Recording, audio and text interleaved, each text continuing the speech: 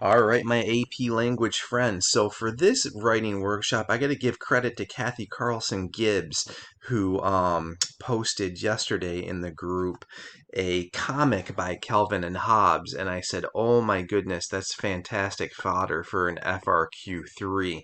So I've been talking with a number of teachers about the prospect of doing a video on how to get students to talk about themselves as textual support in an FRQ3 while still hanging on to the possibility of getting the sophistication point.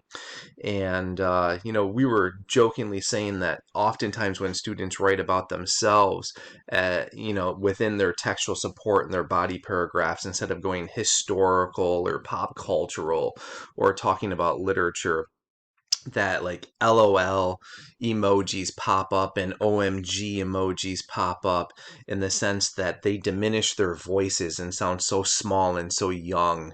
And so I really coach my kids to elevate their vocabulary, teeter-totter balance that colloquial and vernacular as I do in other expository modes and types of writing. So nothing really changes with this.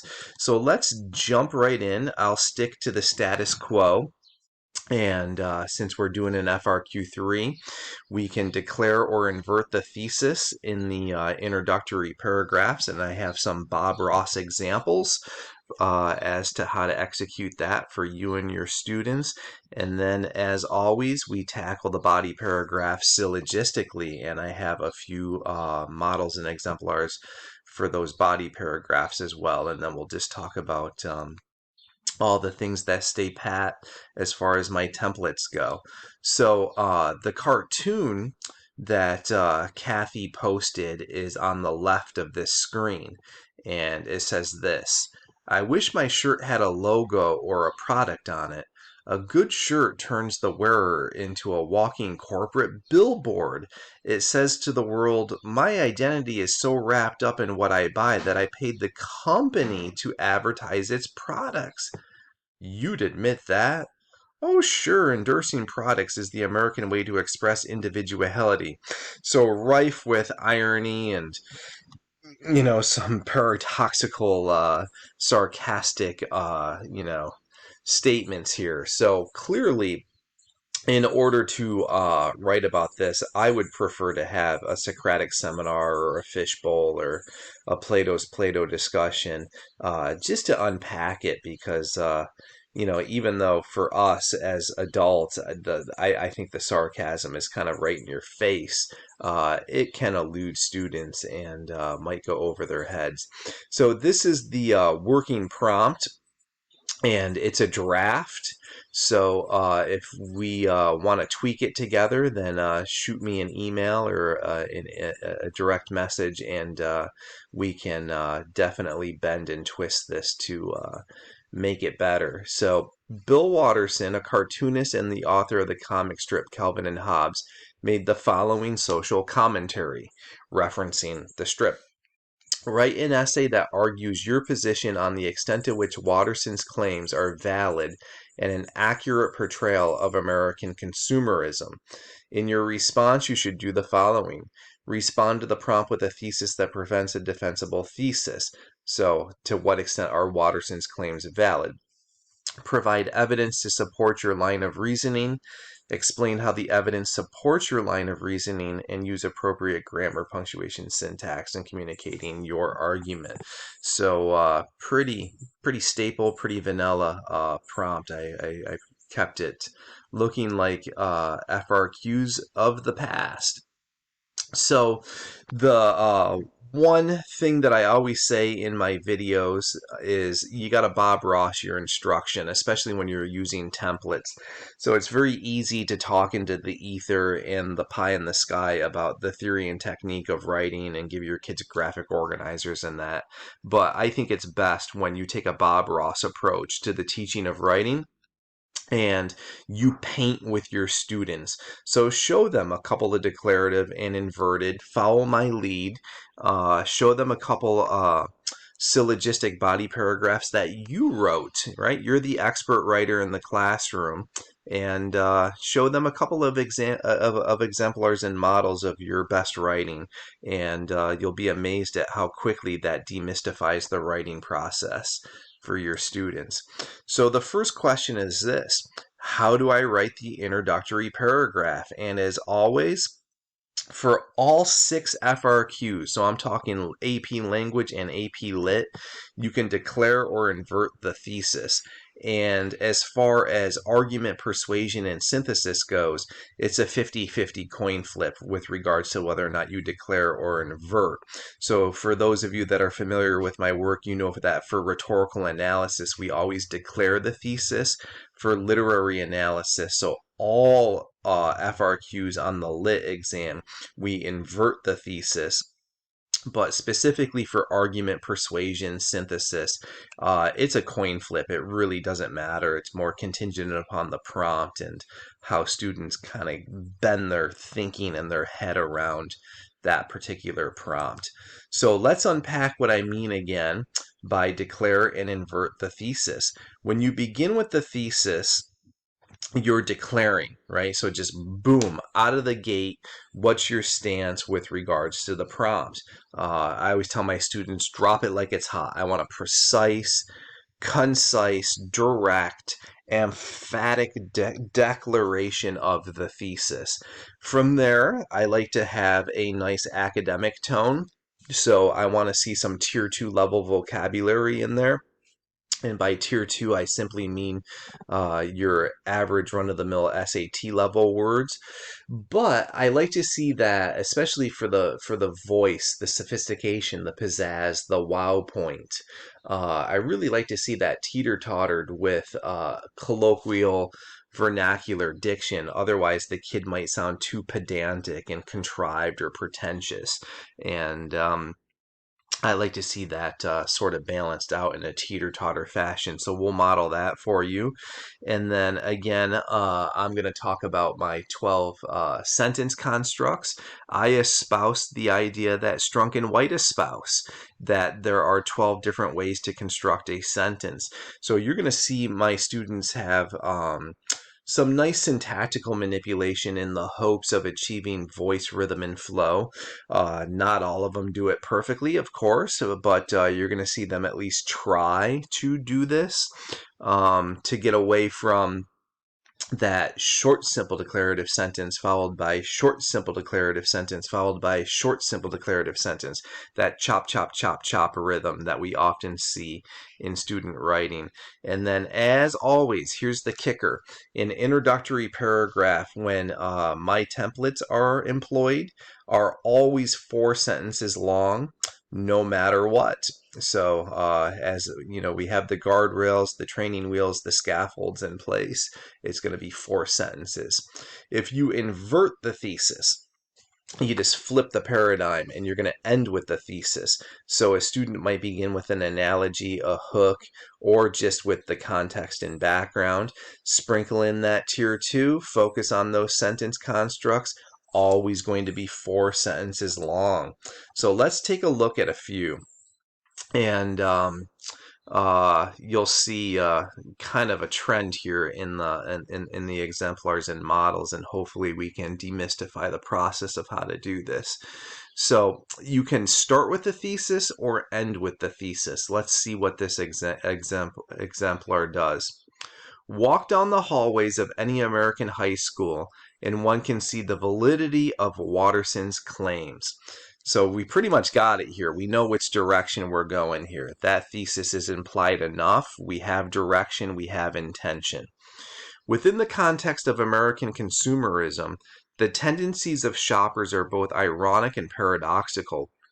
Identity and the expression of it is in a sense a quasi-billboard advertisement of an individual's purchasing preferences. As such, striving to be a nonconformist becomes a grandstand display of one's willful allegiance to be a follower of the masses. I really like this one a lot. The thesis is definitely pronounced right out of the gate. The vocabulary is very nice without overdoing it. I really like the sentence construct. So, like during a writing workshop, so we did this in with my summer school crew. Literally the day that Kathy showed this, I was on Facebook in the morning and I said, "Booyah! This is my lesson plan for today." And I just kind of cobbled it together, Johnny on the spot. I like that third sentence, identity, comma, and the expression of it, right? So to add parentheticals for voice, rhythm, and flow is something that I've been teaching my students. And it's just really got good bounce, good rhythm, good flow. And the thesis is very precise. So during our fishbowl, we talked about things that you kind of need to discuss in the thesis and the introduction. So consumerism and identity, and this idea of being a walking, talking billboard. So if you anchor your thesis around those concepts and those ideas, you're pretty good in the hood and should be all set. You just need to take a stance with regards to a position on those things, on Watterson's claims. So here's another one. To fit in and gain full membership into any social clique, one must look the part. So this is going to be inverted, okay, because that's not a thesis statement. So our thesis statement should come last. So this student is starting with context and background. As such, there's a look to be goth, emo, sporty, etc. Think about it. To gain access into the inner sanctum of a biker gang, to cite one example, one must sport the necessary apparel for inclusion.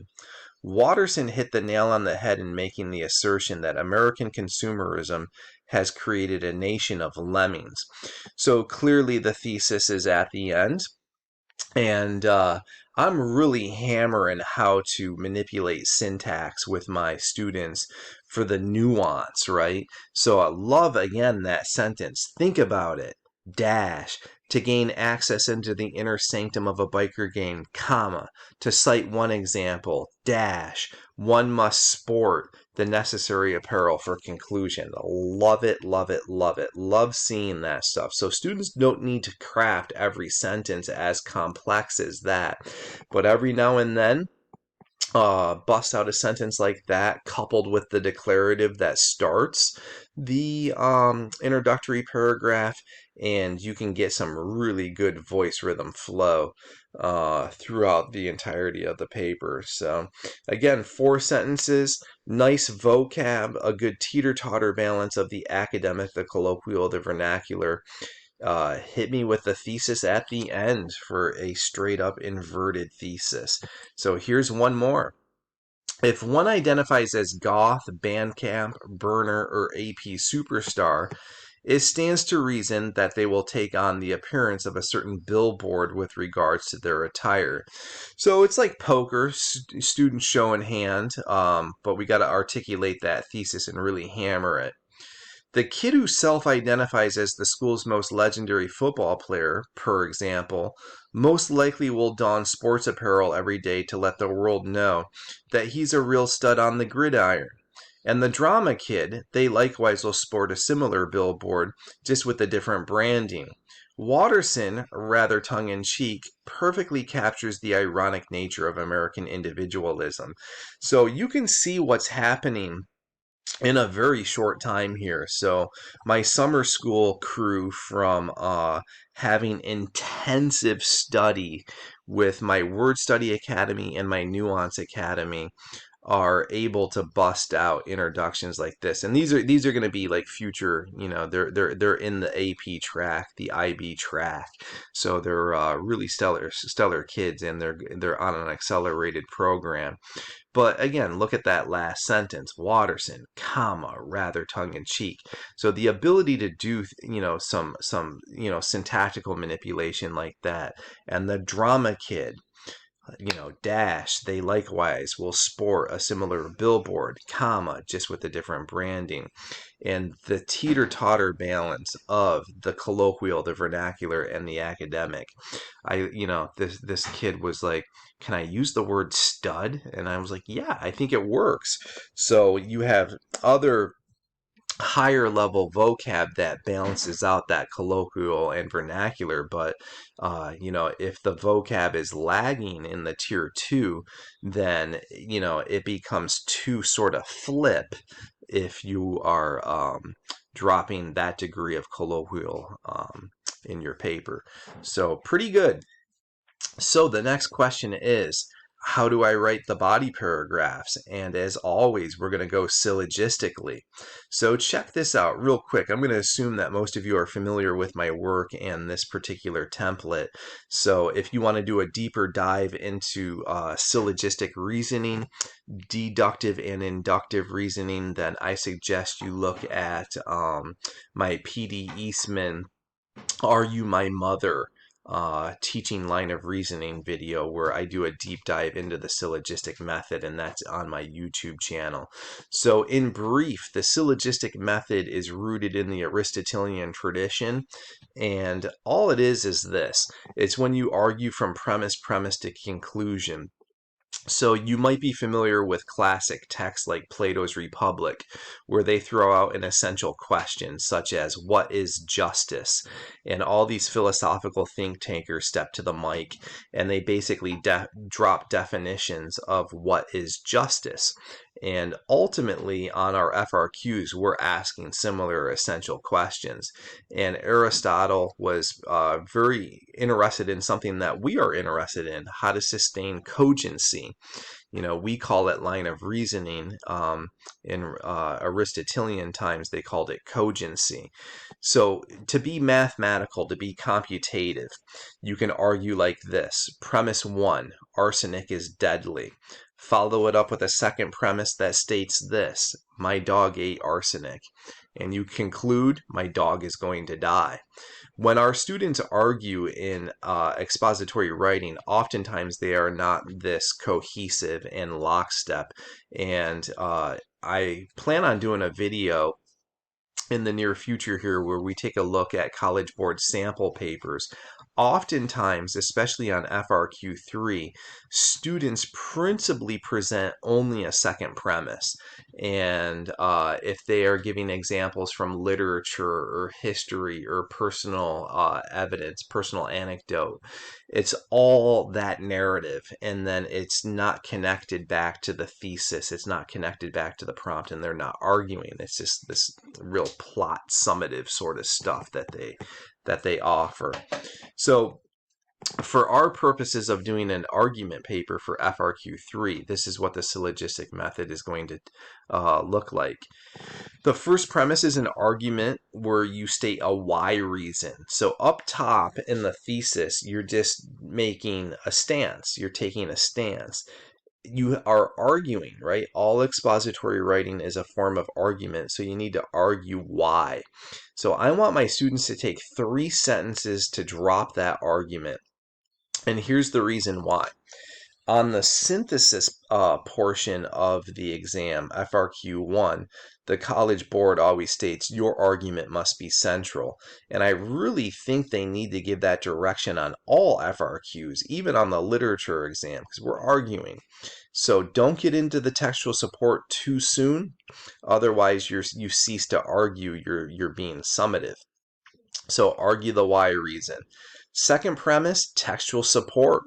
And for the purposes of my summer school crew, I had them write personally. We were working on how to keep it academic, how to keep it sophisticated. So we're just labbing, right? We're just kind of guinea pigging some stuff here.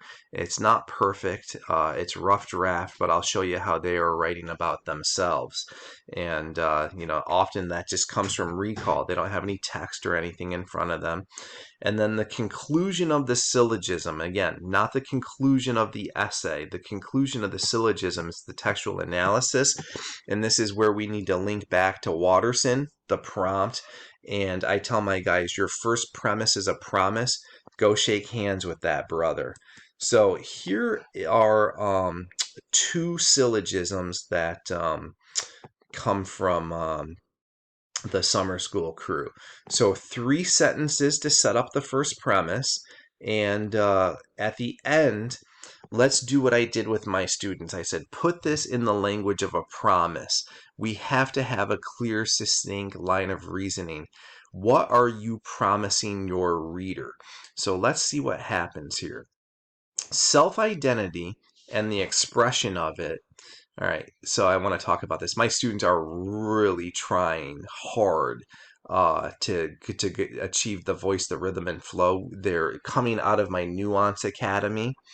And so you're going to see a lot of stop-go sort of sentences. And I know it's a little overkill. We're just practicing. Guinea pig lab. Self-identity, comma, and the expression of it, comma, is in many regards a walking, talking commercial advertisement. As such, it's rare to see authentic nonconformity in our culture. Further, membership into most social cliques requires a certain degree of what is known as the chameleon effect. All right, so if we state this as a promise, the student is talking about how they're going to agree with Watterson, right? And that within social cliques, so you have like the emo, the goth, the sporty, the band camp kids, whatever. That there's membership, and often membership includes the donning of that billboard, and he is going to cite something called chameleon effect. So if we're going to bring in anything extraneous, then we're going to break our line of reasoning. And if we neglect to keep the promise of that first premise, then we're going to have some logical fallacies and breaks in the line of reasoning, gaps in the line of reasoning as well. So beginning in the fourth sentence, I have my students launch right into their second premise, which is the textual support.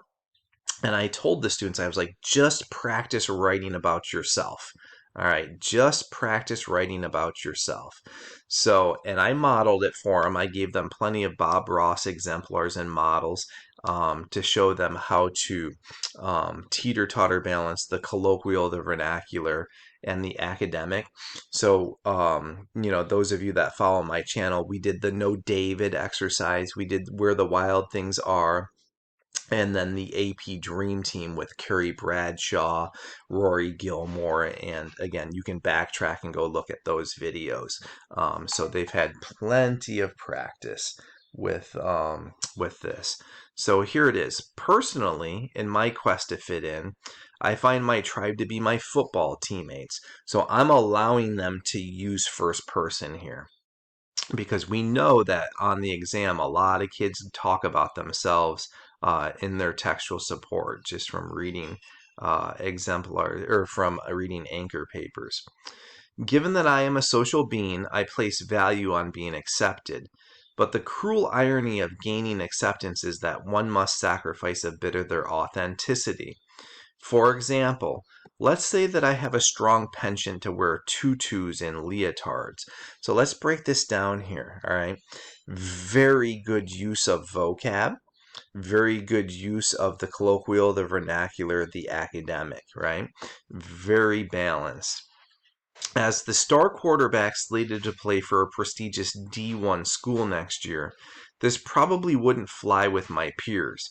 In fact, I'd probably isolate myself. So still doing the same thing with the tier 2 and the sentence constructs. And it's sounding pretty sophisticated, pretty hip so far. In many ways, I'm like a chameleon in that I tend to wear a ton of Nike, Adidas, and Under Armour apparel. And likewise, all the members of the team follow suit and do the same.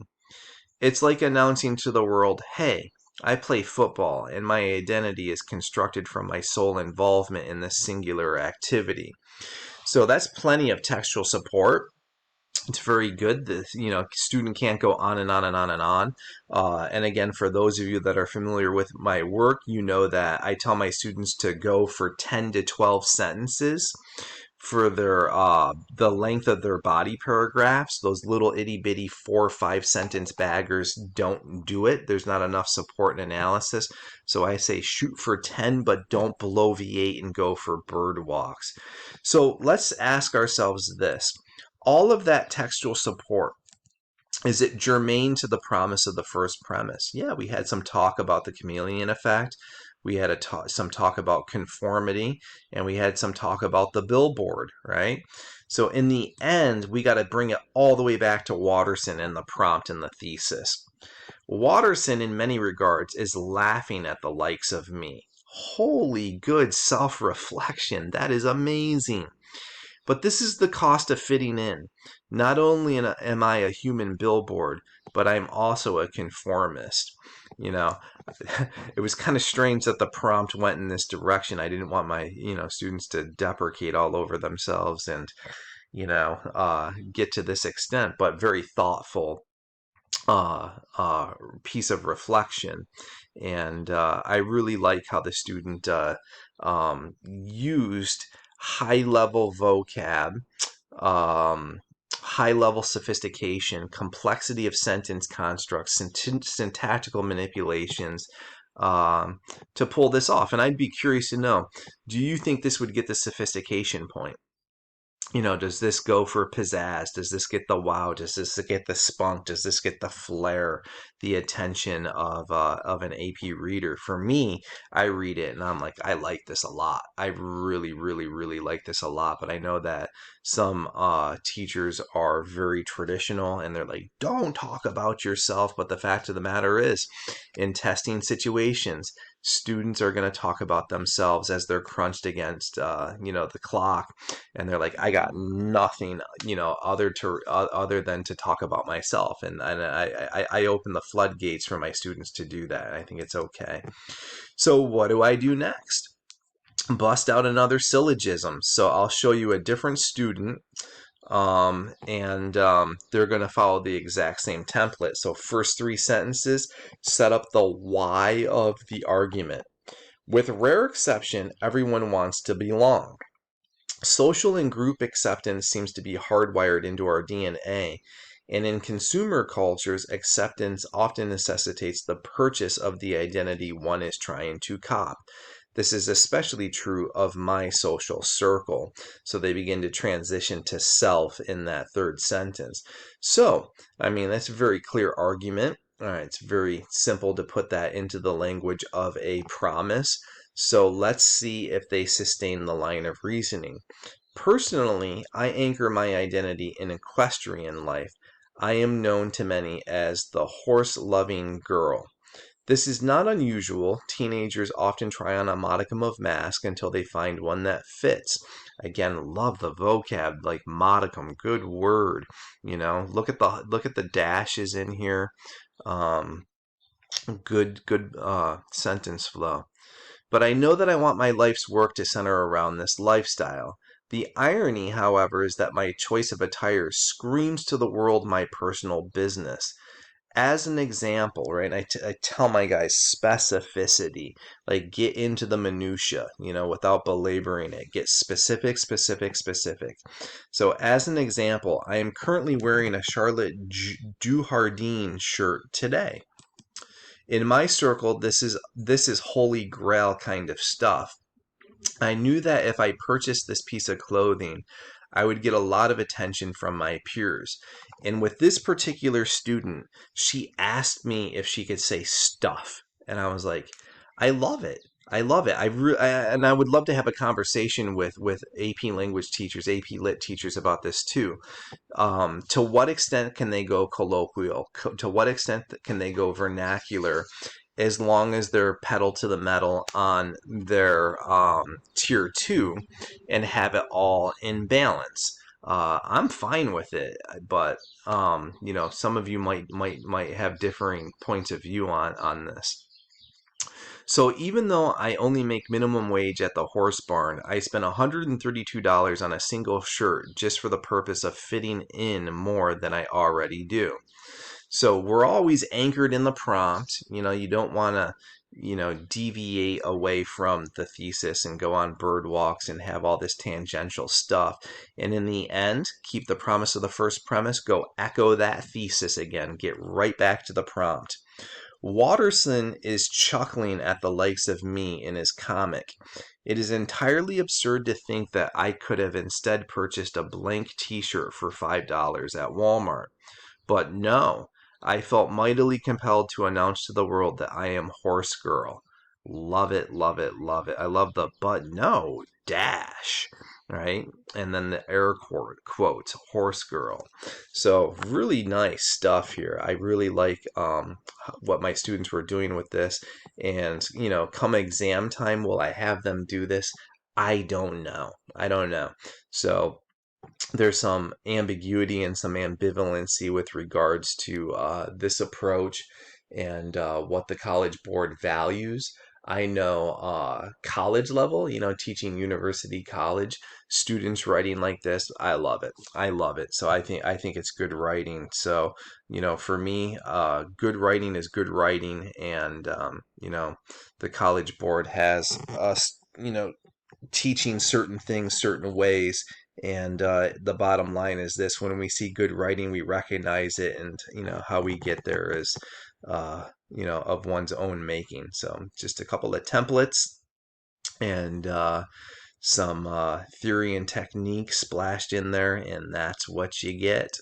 So to wrap up here, many of you have heard that my Teach It Right 5-week mastermind is now going to be offered through the National Writing Project beginning August 9th, 2022. So looking to form a nice long partnership with the National Writing Project. I know many people are interested in earning their badge. So it's a 10-hour course because we're going to meet for 1 hour for 5 straight consecutive weeks, but there's an hour of outside work.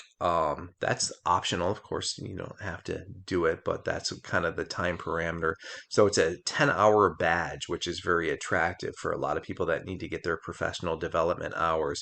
So you can visit the National Writing Project homepage or go to teachingwritingcoah.com. That's my webpage, and you can get more information there. So pretty cool.